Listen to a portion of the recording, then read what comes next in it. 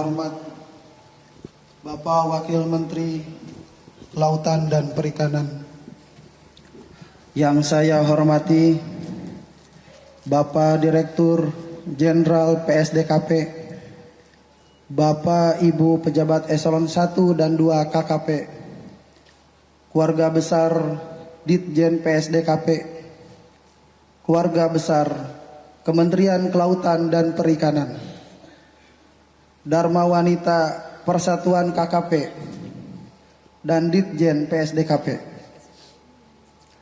Alhamdulillahilladzi bini'matihi tatimmus sholihat. Alhamdulillah ala kulli hal.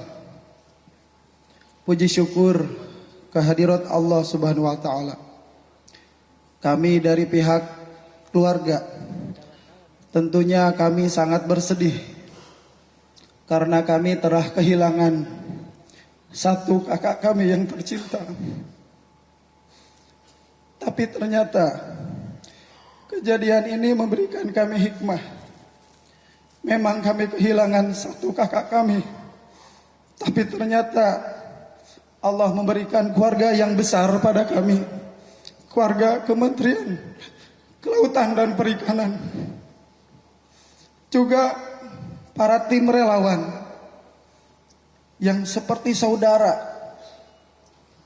terus mencari para survivor di lokasi.